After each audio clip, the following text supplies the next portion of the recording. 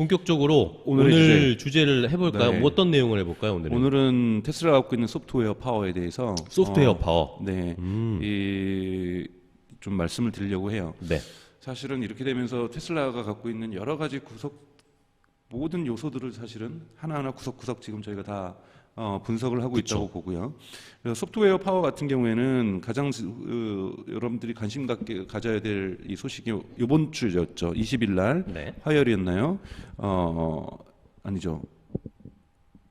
뭐 화요일이었던 것 같아요. 화요일 20일 날, 20일 날 테슬라가 마침내 사실은 미국에서는 이미 베타 테스트를 하고 있었는데 네. 이 FSD 네. Full Self Driving 베타 11.3 버전을 공개를 했습니다. 예, 맞아요. 그래서 미국 외 지역에 있는 사람들도 업데이트를 할 수 있게 했다라는 점. 그래서 이것이 갖고 있는 의미는 조금 이따 살펴보겠습니다. 좋습니다. 근데 그리고 또 하나 여러분들이 아셔야 될 또 중요한 소식은 지금은 모델 X에만 지금 제한적으로 적용하고 있는데 이거는 일론 머스크가 지난번 4, 4분기 발표 때 그 이후에 기자들과 투자자들과의 간담회 때 얘기를 했죠. 네. 하드웨어 4로 가지 않을 수밖에 어쩔 수 없이 가야만 한다. 네. 왜냐하면 하드웨어 지금 3로는 앞으로 소프트웨어 업데이트 되는 것을 뒷받침할 수가 없다.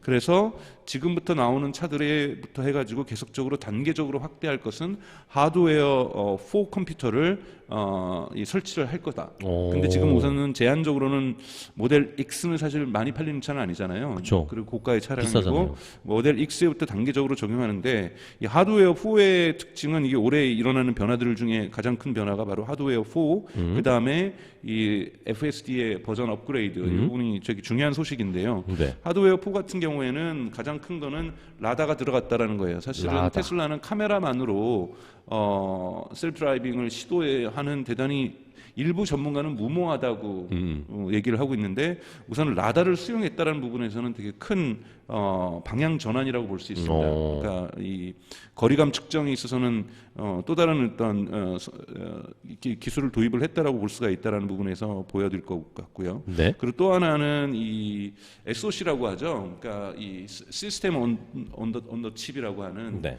그러니까 이 과거로 치면은 CPU와 GPU나 이런 것들이 통합되어 있는 통합 칩들이죠. 여기가 SoC. 여러분들 아시는 것처럼 테슬라가 직접 만들고 있습니다. 그러니까 과거에는 그렇게 될 경우에는 이제 GPU라든지 이런 것들은 엔비디아에서 가져왔었는데 이 테슬라 SoC가 들어가게 되면은 그럴 필요성들이 줄어들게 되는 거죠. 그리고 이 셀프 드라이빙에서는 결국은 이 컴퓨팅 파워가 대단히 중요한 거기 때문에 네. 이 SoC가 있는 테슬라 자체가 이 2개 이상 그래서 들어갔다라는 거 부분에서 좀 관심 있게 보여야 될 성능의 업그레이드가 네. 발생했다라는 거죠. 이 말은 이제 지금까지 하드웨어 컴퓨터 3를 갖고 있었던 부분의 제한과 우리도 그런 거 있잖아요. 애플이라든지 아이폰이라든지 갤럭시를 갖다가 업그레이드 할 때 갤럭시 맵부터는 업그레이드가 돼도 그전 모델들은 사양들은 안 되는 경우가 있는 것. 아이폰도 마찬가지고 그런 부분에서 하드웨어 3와 하드웨어 4 죄송합니다. 밖에 사일렌 소리가 들리고 있습니다. 하드웨어 4 같은 경우에는 이제는 업그레이드가 조금 달라지는 투트랙으로 업그레이드가 될 거라는 점을 예고하고 있다고 볼 수가 있습니다. 네. 그래서 이 자동차 소프트웨어에서의 뭐 여러 가지 특징들은 그러니까 테슬라에게는 그러니까 카 소프트웨어하고 여러분들 FSD는 다 구별하셔야 됩니다. 그러니까 자동차 내에서 OS에 가까워지는 그러니까 이거를 OS라고 지금 불러야 된다고 저도 맞다고 생각이 들어요. 근데 완벽하게 OS까지는 아니지만 오퍼레이팅 시스템은 아니지만 자동차 오퍼레이팅 시스템은 어렵습니다. 왜 어렵냐면 우리가 이제 생산의 깊이라는 영어 단어가 있거든요. 프로덕션 뎁스라고 있거든요. 프로덕션 뎁스가 뭐냐면 과거 포드의 모델 T는 1908년에 만들고 1913년부터 대량 생산에 들어갈 때 포드의 모델 T는 프로덕션 뎁스가 100이었어요. 100이라는 건 뭐냐면 타이어하고 차에 들어간 유리까지 그 자동차에서 다 만듭니다. 이건 프로덕션 뎁스가 100이에요. 근데 최근에 자동차들의 OEM들 이러한 뭐 현대자동차라든지 폭스바겐이나 토요타라든지 GM이라든지는 프로덕션 뎁스가 50에서 60 사이를 왔다 갔다 해요. 그러니까 50에서 60만 자체 생산하는 거고 나머지는 다 가져오는 거죠. 외주에서. 그러면 다 가져오는 그 컴포넌트들, 그 구성 요소에도 미들웨어들이 다 들어가요. 그쵸.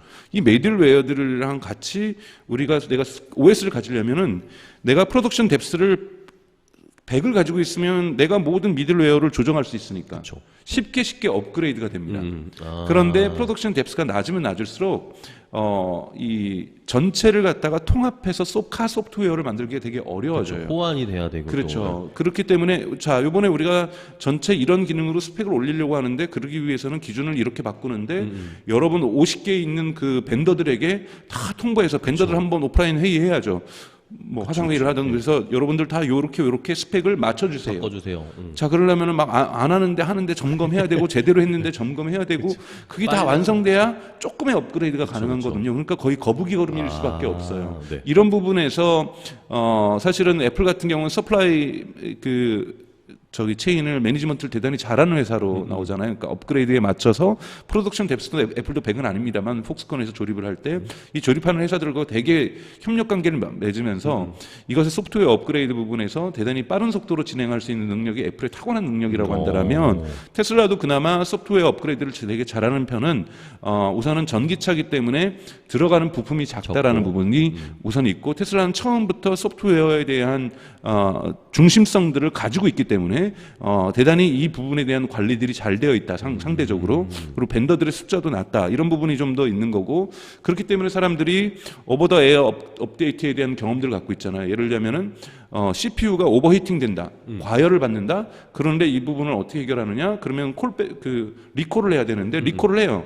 형식적으로는 법률적으로는 리콜을 합니다. 근데 리콜이 어떤 정비소에 와가지고 수리를 받는 것이 아니라 뭐 테슬라 소유주분들은 다 경험해 보셨겠지만 와이파이에 결합을 하면은 업데이트가 되는 이런 식으로 소프트웨어 업데이트로 문제를 해결한다든지 이런 것들은 브레이크의 길이 부분이 너무 길면은 그것을 축소시키는 부분에서도 이 오버 더 에어 업데이트로 즉 와이파이 접속 업데이트로 해결을 하는 것 언젠가는 이런 것에 스타링크가 들어갈 수도 있겠지만 그래서 이런 부분이 진행되고 있는 것이 테슬라 소프트웨어의 특징이고 이거를 최근에 한번 시도해봤던 데가 루시드가 시도를 해봤고요. 그래서 몇 군데 업체들이 그리고 뭐 폭스바겐에서 한번 시도를 해봤고 이런 게 뉴스가 됩니다. 그러니까 테슬라는 늘 있었던 일인데 폭스바겐이 첫 번째 오버 더 에어 업데이트를 했다. 이런 것이 막 언론에 크게 보도가 되고 루시드가 이번에 처음으로 했다.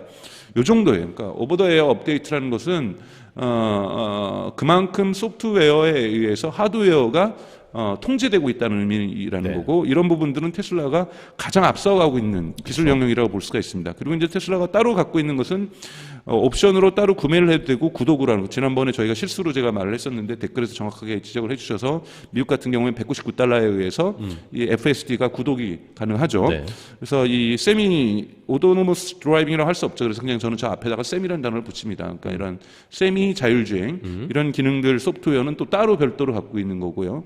그래서 요번에 업데이트했던 풀 SD 버전 11.3이 바로 요 세 번째에 해당하는 거라고 볼 수가 있습니다. 그리고 이제 제가 이건 지난번에 한번 테슬라가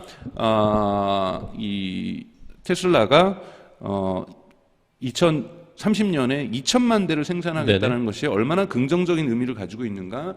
왜냐, 차가 많아진다고 하는 것은 쿨함이 떨어진다고 제가 말씀을 드렸어요. 그렇죠. 아파트의 주차장에 테슬라가 2대만 주차됐을 때하고 100대가 주차됐을 때하고 뭔가 100대가 되면은 흔히 말하는 개나 소나타가 되는 느낌이 들고 아반떼가 되는 느낌이 들어서 가치가 없죠. 떨어질 수가 있다. 느낌이 안 나. 네, 그래서 제가 이런 부분들을 설명하면서 얘기를 해드렸는데 오늘 그걸 다시 한번 정리를 해갖고 와서 테슬라는 모델 T 모멘트를 가져낼 것이다. 모델 T라는 것은 포드가 이제 차를 생산함에 있어서 사실은 한 발 늦었었거든요. 벤츠라든지 네. 네. 페이로드 이거 잘못 말한 거. 네, 이것도 죄송합니다. 지난번에 플레이로드인데 저희가 페이로드라고 영어 표현을 제가 영어에 약하다 보니까 잘못 썼던 것도 죄송하다고 좀 말씀을 좀 드리고 싶고요.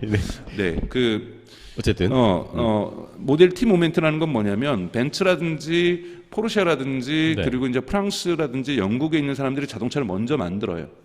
근데 이제 거의 숭호업적으로 만들고 있었는데 모델 T가 제가 말씀드렸던 것처럼 컨베어 벨트, 프로덕션 프로세스를 거대하게 혁신하면서 컨베어 벨트를 처음으로 도입하면서 대량 생산 체계를 갖게 되는 거죠.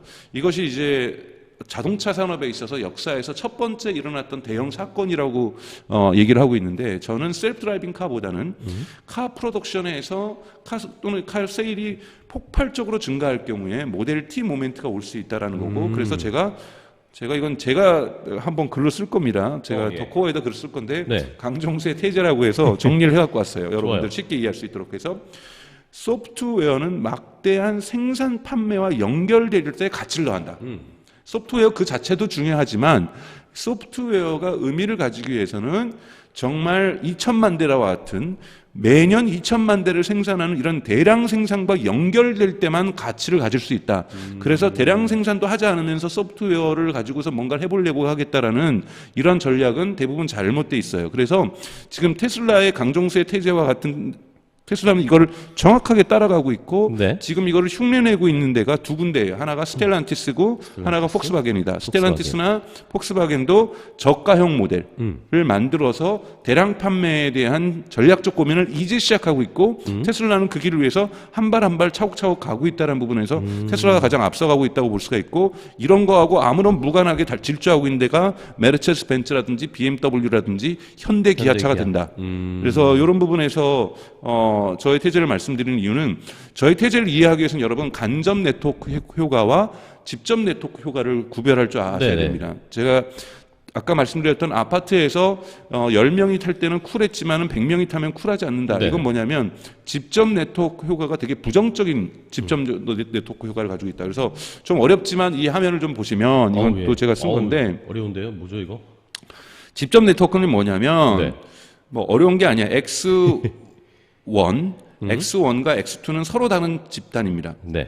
근데 X1 집단에서 이 미분을 제가 표시한 거죠. 분모에다가 첫 번째, 두 번째 이 블레 포인트에서 네. 자 X1 집단이 커진다라고 했을 때 X1 집단이 1이 그러니까 X1 그러니까 1집단이 규모가 커지는 것이 이 미분 표시하고 X1이라고 적은 거예요. 네. 1집단이 커진다. 그러니까 쪽수가 커진다. 쉽게 얘기해서 그러면 이 1집단의 효용성이 또 같이 동일한 방향으로 커질 경우는 이걸 0보다 크다고 표현할 수가 있거든요. 그쵸. 그럼 테슬라 소유자들이 많아지면 많아질수록 동일 집단이 증가하면 소비자 집단이 커질수록 UI가 커져야 되는데 그러지 않고 여기 같은 경우에는 0보다 작을 거예요. UI가 UI가 그래서 0보다 작게 될 규모가 경우에는 더 크니까. 이거는 직접 네트워크 효과가 없다라는 뜻입니다.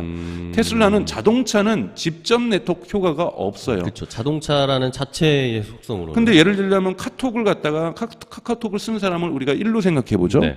1로 뭐 2라고 생각해도 되고 1로 생각하는데 이들의 집단이 규모가 커지면 커질수록 저는 잠재적으로 연락할 수 있는 사람이 커지는 거잖아요. 그렇기 때문에 UI가 커집니다. 커지겠네요. 그럼 같은 방향으로 커졌기 때문에 이건 0보다 크다고 할 수 있어서 직접 네트워크 효과가 있다라고 얘기할 수가 있거든요.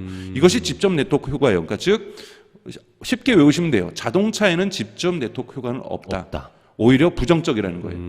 그러니까 부정의 직접 네트워크 효과가 있다라고 학술적으로 또 얘기할 수 있는데 그럼 좀 어려워지니까 네네. 그냥 긍정적인 직접 네트워크 효과가 없다라고 외우시면 될 것 같고요. 네. 두 번째 간접 네트워크라는 것은 보면은 간접 마지막에 네트워크. 수식이 있죠. 네. 수식이 뭐냐면 1집단이 그러니까 X1이라는 것은 1집단이 커진다라는 거예요. 미분 X1이라는 것은 그래서 X1이 집단이 커지면 2집단의 유틸리티가 커진다. 자, 2집단은 그러니까 2집단. 2집단은 뭐냐? 그러니까 제가 그래서 1집단을 우리가 카드 소지자라고 하고 2집단은 지난번에도 말씀드렸던 것처럼 카드 가맹점이라고 한다라면 카드 소지자의 규모가 커지면 커질수록 카드 가맹점의 유틸리티가 효용성이 커진다. 그렇죠. 자, 이해가 되시죠? 그리고 2를 카드 가맹점이라고 하고 1을 카드 소지자라고 했으니까 두 번째 소식 같은 경우에는 X2가 미분이니까 이게 뭔 뜻이냐면 카드 가맹점의 숫자가 많아지면 많아질수록 카드 늘어나네. 소지자의 유틸리티가 커진다. 그러니까 이런 서로 다른 집단의 효용이 변화가 일어날 때를 우리가 이거를 간접 네트워크 효과라고 얘기를 한다. 그런데 이런 간접 네트워크 효과가 많이 발생하는 데가 바로 앱스토어예요. 자, 아이폰을 가지고 있는 사람이 한번 생각을 해보죠. 이제 아이폰하고 갤럭시는 이제 경쟁을 하는데 네. 제3의 OS가 모바일에 안 나오는 이유가 간접 네트워크 효과 때문이에요. 자, 아이폰의 이용자가 많으면 많아질수록 앱 개발사에서는 생각하겠죠. 거기 이용자가 많으니까 우리 거기 앱 개발하면은 우리가 판매할 돈을 수 많이 있는 벌 수 가능성이 있겠다. 많겠지. 만약에 갤럭시 이용자가 작다고 생각하면 갤럭시용 앱을 만드는 것보다 아이폰 앱을 만드는 게 낫겠지. 또는 아이폰 이용자가 작고 갤럭시 이용자가 많으면은 갤럭시 쪽으로 앱을 만드는 것이 낫겠지. 이렇게 생각을 하는 거죠. 그래서 제가 제3의 모바일 OS가 안 나온다는 거예요. 이미 가정. 충분히 크기 때문에. 왜냐하면 제3의 OS가 나오면 거기 뭐 이용자 수 뭐 100만 명도 안 될 텐데 거기를 위해서 우리가 만들면 잠재적 고객 수가 작은데 괜히 돈만 들이고 시간만 들이고 안 만들게 돼요. 그렇죠. 그래서 이미 간접 네트워크 효과가 여긴 존재한다는 거죠. 앱스토어나 구글 플레이는요. 그렇기 때문에 간접 네트워크 효과는 다른 경쟁자가 이 시장에 진입 못하게 만들어 버립니다.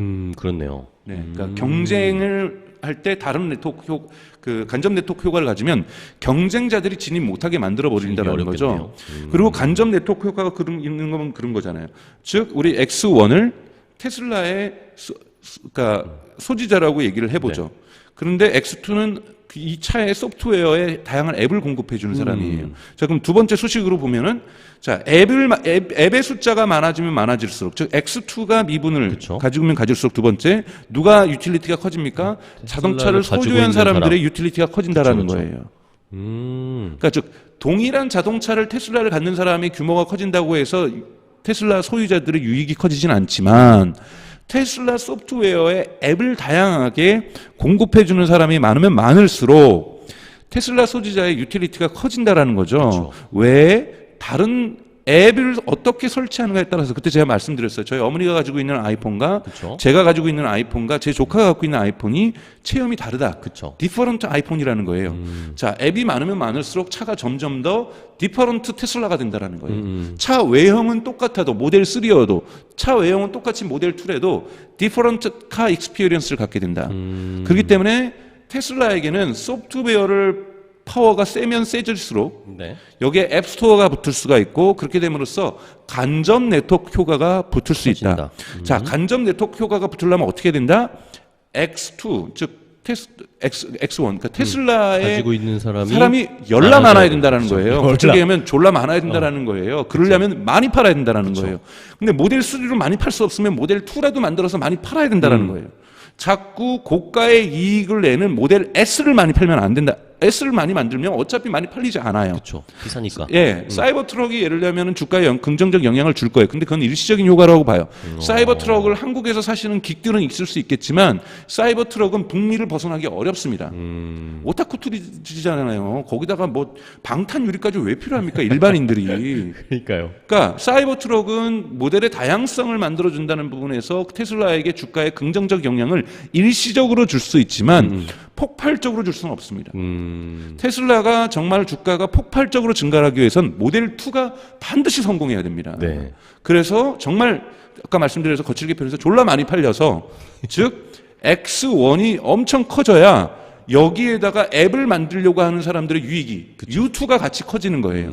U2가 같이 커지게 되면은 결국은 또 하나는 뭐예요? U2가 그러니까 이 커진다라는 건 뭐냐면 X2도 커진다라는 거거든요. 그쵸. X2가 커지면 U1 테슬라를 갖고 있는 사람의 갖고 있는 유틸리티도 사람의 커지게 되는 거죠. 커진다. 그렇게 되면 테슬라를 갖고 있는 사람들이 좋아진다라는 거예요. 그러니까 여러분들 그래서 테슬라의 멕시코 공장의 성공이 결국은 테슬라의 주가의 반등, 우리가 스페이스 X 같은 경우에도 팔콘 9이 되돌아오는 것이 성공했을 때, 스타쉽이 랜딩을 했을 때, 이때 기업 가치가 확 계단식으로 뛰는 것처럼 멕시코 공장에서 모델 2가 나오고 이 모델 2가 날개 돌친 듯이 팔린다는 소식이 나오면 테슬라의 주가는 제가 보기에는 계단식으로 점프할 가능성이 높습니다. 왜냐하면 이때 진짜 본격적으로 테슬라의 그 앱 생태계가 활성화될 것이고 여기에 앱을 줘가지고 자동차에서도 무료 앱뿐만이 아니라 유료 앱을 만든다. 뭐 이러려면은 모델 2에서는 정말 제가 얘기했잖아요. 뭐 이런 거 전 상상해요. 호객 노노 앱이 자동차 테슬라 앱으로 들어가서 이건 저는 전 세계에 팔릴 거라고 봐요. 호객 노노. 가는데 불마켓과 그러니까 비어마켓을 상징하는 것처럼 빨간색으로 아파트 단지가 반짝반짝 보이는 것은 아파트 가격이 상승하는 곳. 예.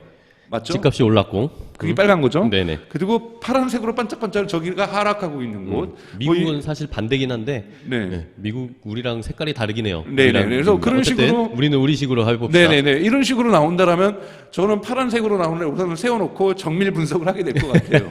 그러니까 이런 식의 뭐 앱들도 나올 수가 있는 거고요. 다양한 진짜 앱들이 우리의 상상을 뛰어넘는 앱들이 나올 수가 있습니다. 자동차 앱으로. 그래서 저는 강정수의 태제로 돌아가면 네. 소프트웨어는 막대한 생산과 연결될 때 가치를 더한다. 그래서 이런 왜 간접 네트워크 효과가 있기 때문에 이런 식으로 외워주시면 여러분들이 언제 테슬라 주가가 오르냐? 멕시코 공장이 제일 중요하다. 그렇죠. 멕시코 공장에서 모델 2가 나올 나온다. 때 또는 모델 2를 예고할 때도 주가는 오를 거예요. 근데 실제로 모델 2가 나와서 테슬라를 소유한 사람들이 정말 아파트 단지에 100대가 원래 주차돼 있는데 99대가 다 테슬라다 이러면은 원더풀한 거예요.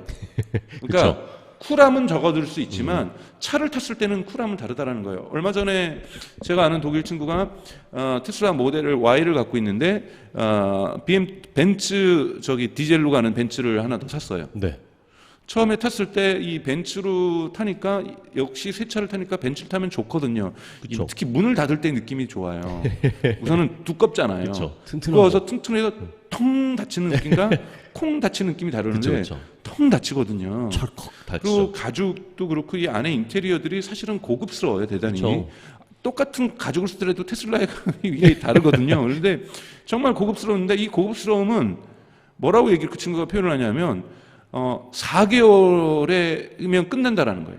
4개월 정도 지나면 그냥 A에서 B로 가는 거가 중요한 거지 벤츠를 탔다는 느낌이 전혀 안 든다라는 거예요. 처음에만 그죠? 그렇죠. 처음에만 좋은가. 근데 모델 Y는 가장 좋은 거는 소프트웨어가 업데이트 될 때마다.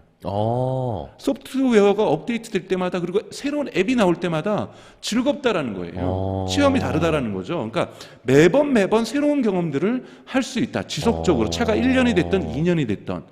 그러니까 그런 부분에서 차가 5년이 됐어도 계속해서 소프트웨어가 업데이트 될 때마다 새로운 앱이 나올 때마다 그런 거 있잖아요. 차를 타는 것 같은 느낌이겠네요. 그러니까 예를 들면 여러분들 똑같이 스마트폰 쓰다가 당근 마켓이 나왔을 때 그쵸. 얼마나 기뻤습니까? 당근 마켓에서 물건을 사고 파는 것도 좋은데 지역 커뮤니티가 돼가지고 혼술하는 거 뭐 이런 것도 막 정보가 나오고 우리 동네의 장점 같은 거 나오고 우리 동네의 맛집 정보 나오고 근데 이런 것이 네이버에서 검색하는 것보다 훨씬 더 진정성이 있어서 요즘은 검색 당근마켓에서 많이 하거든요. 그러니까 이런 앱들이 하나 나올 때마다 내가 스마트폰을 쓰는 기쁨이 더해지는 거거든요. 그러니까 이런 식으로 내가 그 친구도 독일 제 친구도 테슬라 Y 산지도 벌써 2년이 넘었다라는 거. 근데 Y 사서도 새롭다 언제든지 새롭다라는 거예요. 그러니까 이러한 부분 여러분들 보실 필요가 있습니다. 카의 익스피리언스가 다르다도 중요하지만 언제든지 새롭다라는 거고.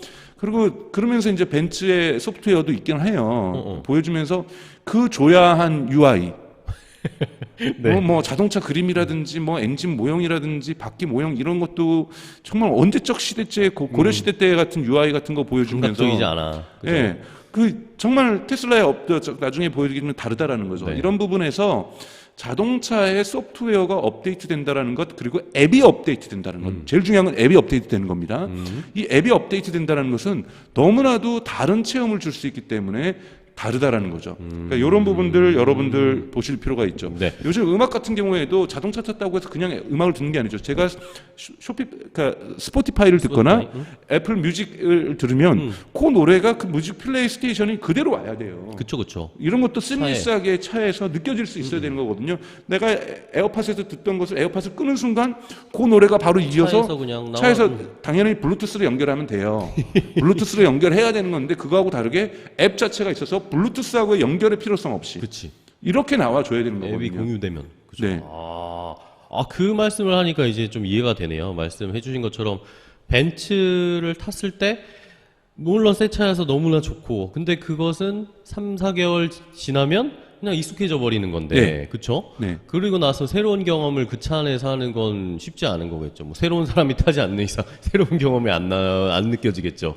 근데 테슬라는 타서 뭐 이런 물리적인 것보다 소프트웨어 앱이 자꾸 업데이트되고 뭔가 새로운 게 나오면 거기서 재미를 경험할 수 있게 해주는 거군요. 그러니까 제가 보기엔 저희가 이 채널이 잘 돼서 그 채널 사장님께서 네. 호수님에게는 벤츠를 사드리고 저한테는 Y를 사주셔서 저희가 4개월마다 바깥하는 거예요. 좋은데요? 그러면서 이 체험을 여기서 한번 산 증인으로서 입증을 할 수 좋은데요? 있다면 너무 좋을 것 같습니다. 그쵸, 사장님? 자, 벤츠, 테슬라 회사 여러분들도 관계자분들도 잘 들어주시고요. 네. 좋습니다. 그렇게 설명을 해주시니까 이해가 되네요. 이 네. 소프트웨어 네, 분야가. 이어서 좀 설명을 하면 네네네. 그래서 제가 말씀드렸던 결론적으로는 거는 바로 소프트웨어의 기초에서 또는 앱의 기초에서 different kind experience가 발생할 수 있다. 이것이 지금 일론 머스크가 추구하는 경영 전략이라는 거고 네. 이거는 저는 모든 회사들이 자동차 회사들이 따라해야 되는 거다. 따라해야 된다. 자, 소프트웨어만 열심히 만들어서는 안 된다. 그렇죠. 저가형 모델을 만들어서 같이 대량 판매가 동시에 이루어져야 된다는 많이 거예요. 지금 팔아야 현대기아차도 소프트웨어 만들려고 바둥바둥 대기는 하고 있어요. 근데 자꾸 모델이 고급스러운 모델로만 업그레이드 되잖아요. 그러니까요. 커져. 이렇게 되면 안 되고 이것도 하긴 해야 되겠지만 계속 저가형 모델이 나와주면서 대량으로 판매가 돼야 여기 이 생태계에 좋은 앱들이 들어올 수 있다는 거죠. 좋은 앱들이 들어올 수 있다. 그래서 소프트웨어에 기반한 디퍼런트 카 익스피리언스를 하기 위해서는 차가 졸라 많이 팔려야 된다. 이것이 핵심 키워드라는 말씀을 좀 드리고 있고요. 그래서 이번에 나왔던 거 다시 한번 이제 좀 되면 FSD 베타 공식적인 이름은 11.32가 나온 거고요. 네. 그리고 또 하나의 특징이 있어요. 이번에는 번들링이 됐어요. FSD에 업데이트가 되면서 오토필럿 하이웨이, 그러니까 이 오토파일럿 하이웨이라는 소프트웨어가 같이 연결이 됐다라는 부분에서 소프트웨어 업데이트 부분에서 하나의 특징이라고 할 수 있고, 그러나 여전히 비질런트니까 아직까지도 책임은 운전자에게 있기 때문에 운전자가 손을 떼지 말고 언제든지 컨트롤할 수 있는 레디 투 테이크 컨트롤할 수 있는 준비가 돼야 된다. 이거는 제가 한번 지난번에도 설명을 드렸던 것처럼 FSD가 실제로 지금 레벨 2예요. 네. 레벨 3로 가더라도 아마 레벨 2라고 거짓말할 거예요. 네. 그 이유는 지금 그때 말씀드렸던 미국 법에 레벨 3로 갈 경우에는 생산자가 사고의 책임을 100% 지게 돼 있습니다. 그렇죠. 이거는 테슬라가 망하는 길입니다. 그래서 현재는 이 법이 바뀌기 전까지는 FSD는 레벨 2에 머무를 수밖에 없는 구조적인 제약이 있다라는 거. 이거 여러분들이 기억하셔야 됩니다. 그래서 왜 테슬라는 FSD는 레벨 2인가요? 벤츠는 레벨 3라고 하는데 벤츠는 레벨 3로 된 것도 많이 팔지 않아요. 제한적인 차량에만 그거 적용해가지고 조금 이렇게 해서 생색내는 거예요. 그래서 우리 기술력 레벨 3까지 왔다지 레벨 3를 마구 팔지 않습니다. 레벨 3가 탑재된 차들을 매우 제한적으로 시장에 내놓고 있다는 거고, 그래서 현행법이 바뀌지 않는 이상 FSD는 레벨 2에 영원히 머무를 수밖에 없다. 레벨 3급의 기술로 가도 레벨 2라고 우길 거예요. 한다는 거겠죠. 네, 우길 거예요. 주장을 그렇게 하겠죠. 겉으로 네. 표현은. 네, 그렇기 때문에 이번에도 테슬라가 업그레이드를 하면서 여러분들 결코 핸들에서 손 놓아서는 안 된다고 얘기를 하고 있는 거예요. 그래서 사고 나도 운전자 책임입니다, 여러분. 네. 여전히 그렇다는 말씀을 좀 드리고 싶고, 그런데 이미 북미 지역에서는 40만 명이 이번에 베타 테스트에 참여를 했고, 또 하나 이제 이것을 갖다가 이제 북미 지역만이 아니라 세계 전역으로 풀었다라는 네네. 거, 이것이 이번에 특징이고, 그 다음에 이건 일론 머스크가 했단 말이에요. 이번에 그러니까 뉴럴 네트워크가 조금 들어가 있다. 요 소프트웨어에 그러니까 인공지능적인 요소들이 되게 강화되고 있다라는 얘기를 한 거예요. 그래서 인공지능적인 것이 강화됐고, 이번에 키워드가 통합이라는 것, 즉 아까 말씀한 FSD하고 그 오토파일럿 하이웨이가 고속도로에서 오토파일럿 하는 것, 이것이 통합되었다라는 부분들, 이런 부분들 기억하시면 될 것 같고요. 그리고 또 하나 특징이 있습니다. 이건 뭐죠? 이 비전 파악, 비전이라는 단어가 들어가면은 눈이에요, 눈. 그렇죠. 예, 그러니까 컴퓨터 비전에서 나오는 거죠. 그러니까 인공지능에서 비전이 들어가면 여러분들 시각을 얘기하는 건데, 즉 자동으로 비전 파크라는 거는 자기가 혼자 가서 주차해 주는 거예요. 그렇다고 해서 운전자가 안 타면 안 되는 거고요. 그러니까 뭐 이거 로봇으로 해서 앱으로 누르면은 가서 혼자 파킹하는 게 아니라 운전자는 있어야 타고 돼요. 있는데 아직까지는 책임이 있기 때문에 운전자는 타고 있는데 스스로 하는 건데, 지금까지는 울트라소닉이 함께 있었어요. 울트라소닉은 음파로 옆에 차량과의 거리를 측정하는 겁니다. 근데 이번에 업데이트 되면서 울트라소닉이 없어도 비전만으로도 거리감을 아주 이 간격을 측정해서 미세하게. 파킹을 할 수 있게 됐다라는 오. 거예요. 그래서 울트라소닉의 하드웨어를 갖고 있지 않는 모델 3에도 이 비전 팍이 적용이 됐다라는 거죠. 아. 그 전에는 비전 팍이 파킹 시스템이 하려면 울트라소닉이라는 하드웨어를 옵션으로 장착한 이런 자동차에서만 비전 파크가 됐다라면 파킹이 됐다라면 자동 파킹이 됐다라면 네네. 이제는 울트라소닉이 없어도 없어도 하드웨어가 옵션이 없는 울트라소닉 옵션이 없어도 가능해졌다는 부분에서 좋은 소식이라고 볼 수가 있겠습니다. 아, 신기하네요, 이거 네. 진짜. 저도 사실은 테슬라를 안 갖고 있기 때문에 이것이 얼마나 효용성 있는 건 솔직히 이건 몰라. 이건 말씀드려야 돼요. 저희가 뭐 전문 주식 방송도 아니고 시승을 해봐야 되겠어요. 네, 저희가 전문 테슬라를. 테슬라 바들이 아니기 때문에 테슬라- 이런 부분에서 한계는 있지만 그래도 이러한 부분은 소식은 전해드려야 될 거기 때문에 그래서 이런 부분들 소식을 전하는 거고 지금 이제 모델 S의 플레이드의 소프트웨어 버전들이 이제 네. 이 언론에 나오고 있어요. 그래서 보니까 뭐 좀 깔끔하고 이런 앱스토어들도 대단히 발전했다라는 거 그냥 이런 UI도 대단히 좋죠. 이 정도면 그러게요. 사실 UI가 테슬라가 좋죠. 그렇죠. 근데 깔끔해요. 제가 이거 갖고 왔어야 되는데 벤츠가 이번에 나왔던 소프트웨어를 보면은 비교해 주시려고 했구나. 네 정말 다음번에 제가 하겠습니다. 이거는 정말 말을 잊지 못하시고 계십니다. 정말 저는 개인적으로는 토요타를 가지고 있어요. 네. 토요타도 되게 UI UX가 이쁘거든요. 되게 이쁜데 그거 이렇게 터치. 뭐 터치도 안 될 뿐더러 이렇게 넘겨도 네. UI UX 진짜 후져요. 답답합니까? 네, 그러니까 정말 그러니까 아이폰 쓰다가 갑자기 차에 타면 문명 시대가 바뀐 느낌? 네, 이런 느낌 주거든요. 스무스하지 않구나. 네, 아니 그러니까 너무 돼, 스마트폰하고 질적으로 차이가 나니까 짜증이 나는 거죠. 근데 이 테슬라의 소프트웨어 버전은 그렇지 않다는 걸 말씀을 드리고 그쵸. 이러한 앱들도 깔려 있다라는 거 말씀을 드리고 뭐 아시는 분 넷플릭스, 다 갖고 홀로. 계실 거고요. 이번에 이제 트위치가 들어왔죠. 트위치. 예. 그리고 이러한 UI UX들 대단히 발전해 있고 뭐 예를 들면 뭐 여러분들 다 아시는 거니까 갖고 있는 사람들은 다 자랑할 거니까 저희는 넘어가도록 하겠습니다. 그리고 이번에는 이렇게 이거는 이제 순수하게 100% 터치에 의해서만 UI UX 되는 것이 문제가 있다라고 판단해서 모델 S부터는 이러한 물리적인 옵틱하는 거하고도 결합이 돼 있어요. 그래서 이걸로도 내비게이션 할 수 있는 그러니까 앱을 내비게이션 할 수 있는 그래서 양쪽에 있는 그러니까 왼쪽에도 있고 오른쪽에도 있죠. 그래서 이걸로도 내비게이션 판을 갖다가 그러니까 이 소프트웨어 내비게이션 할 수 있는 이러한 UI UX 부분을 물리적인 피지컬한 터치하고도 연결시켰다라는 것이 또 특징이 있죠. 네. 이건 모델 S에 적용된 겁니다. 좋습니다. 사실은 뭐 이런 거는 전 개인적으로 중요하지 않고 이 글이 되게 좋아요. 이거 2020년에 나온 건데 이건 정말 소프트웨어가 얼마나 테슬라에게서 대단하다는지가 이 코드 온 힐스라는 글에서 나타나 있어요. 여기에 무슨 글이 나와 있냐면 제가 빨간 줄로 밑줄을 쳐왔습니다. 제가 이거 영어 발음 안 좋으니까 그냥 번역하면서 읽을게요. 왜 GPS가 토킹할 수 있게 하면 어떻겠냐. 어떻게 토킹하냐면 누구한테 얘기하냐면 자동차의 서스펜션에. 서스펜션이 여러분들 되는 거에 따라서 이 완충 작용에 있어서의 이 충격을 완화해 주는 거잖아요. GPS가 토킹하게 하자. 누구한테? 서스펜션한테 얘기를 하자. 이게 뭔 뜻이냐면 이 뭐죠? 이 가다가 이렇게 나와 있는 방지턱. 이 무슨 방지턱이죠? 이게 과속 방지턱. 과속 방지턱. 이때 그러니까 이런 과속 방지턱이 한국엔 정말 많습니다만 그쵸, 많죠. 해외에는 많지 않은데 근데 과속 방지턱 할 때 테슬라의 서스펜션이 이 GPS로 여기에 과속 방지턱이 있습니다. 내비게이션한테 얘기해 주잖아요. 그 정보를 받을 때마다 서스펜션을 변화시키자라는 거예요. 그래서 완충작용을 바꿔주자라는 건데 이 아이디어를 언제 얘기하냐면 점심시간에 점심을 먹으면서 개발자들끼리 얘기하더라는 거예요. 이 사람이 기자가 여기 관찰 갔는데 그러더니 들어가서 이거 뭐라고 했냐면 This is actually a few lines of code. 코드 몇 개만 추가해주면 이거 가능하다. 그래서 실제로 업데이트를 해요. 그러니까 뭐냐면 이런 기능이 있었으면 좋겠어 자동차에.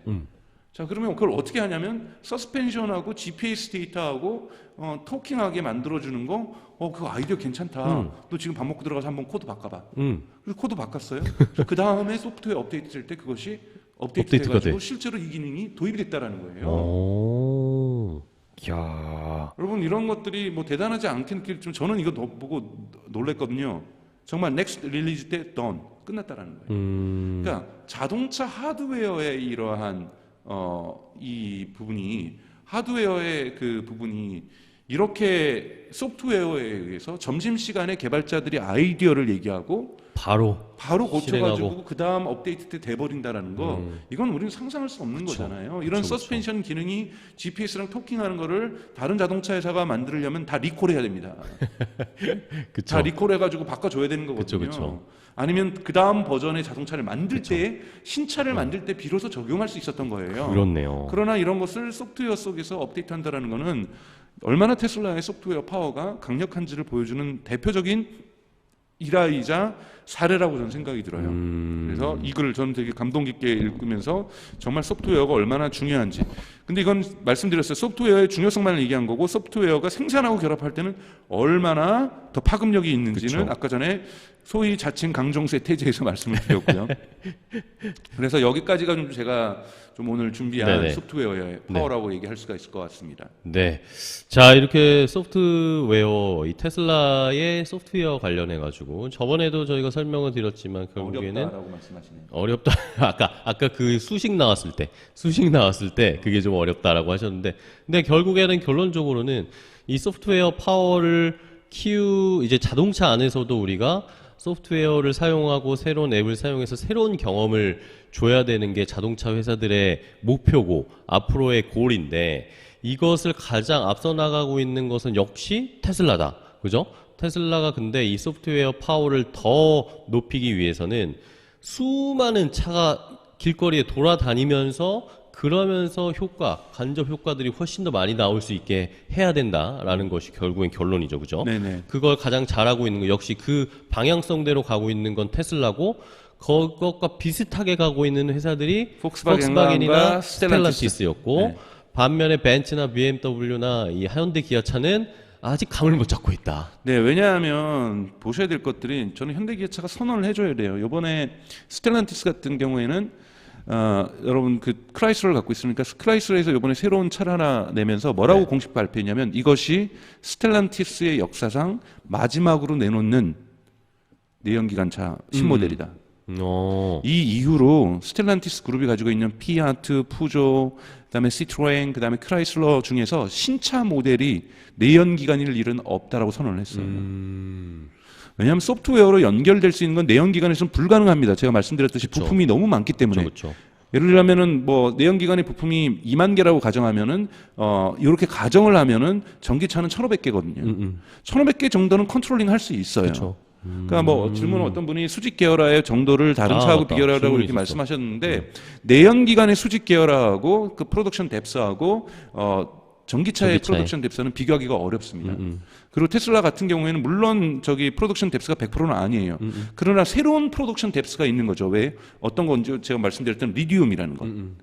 배터리라는 부분, 이 부분에서의 수직 계열화를 부분적이지만 하고 있다라는 거고 원천 기술을 장악하려고 하기 위해서 노력하고 있다라는 거고 오늘도 보신 것처럼 하드웨어 4로 지금 가게 되는데 하드웨어 4에 들어가는 SoC가 제일 중요해요. 네. 시스템 온 칩이라고 하는 우리가 요즘 뛰고 있는 이 가장 중요한 칩이 시스템 온 칩이죠. SoC죠. 여러분 다 알고 계시는 구글도 SoC를 만들기 시작했고 즉 SoC가 커지면 커질수록 엔비디아의 위치는 축소됩니다. 그리고 그런가요? 그렇죠. 왜냐하면 엔비디아가 GPU를 많이 팔아야 되는데 GPU를 말하는데 SoC는 GPU가 내재되어 있거든요. 그러니까 GPU가 내재되어 있고 CPU가 있어가지고 자 CPU를 갖다가 지금 60 쓰고 GPU를 40 써야 돼. 그러면 그렇게 하고 자 CPU를 이때는 20 쓰고 GPU를 80 써야 돼.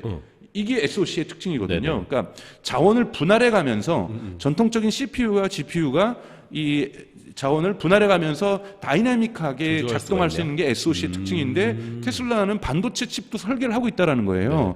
그러니까 즉 뭐냐면 새로운 그러니까 자동차에게 필요한 중요한 코어 컴포넌트는 테슬라는 수직 계열화를 하고 있습니다.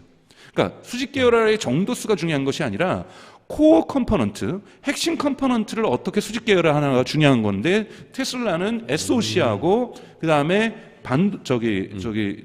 배터리하고 배터리에 들어가는 리튬하고 리튬의 리파이너리 정제소까지 가져가겠다라는 것. 이러한 핵심적으로 전략적인 컴포넌트들을 갖다 수직 계열화한다는 부분에서 네. 테슬라가 대단히 잘하고 있다는 거죠. 알겠습니다. 오늘도 좋은 내용을 많이 알려주셨어요. 댓글 이제 거의 마무리되는 시점에 많은 분들이 올려주시고 계십니다. 테슬라 X님께서 좋아요 한 번씩 갑시다라고 하면서 태극기를 막 휘날려 주시고 계신데 저희 영상이나 여기 댓글에다가 좋아요 너무 잘 들었습니다. 칭찬, 응원 많이 올려주시고 자 다음 이 제주 바른마음 문문칩 연구소님이 박사님의 상남자 스타일이 너무 멋지고 터프하십니다. 라고 하셨습니다.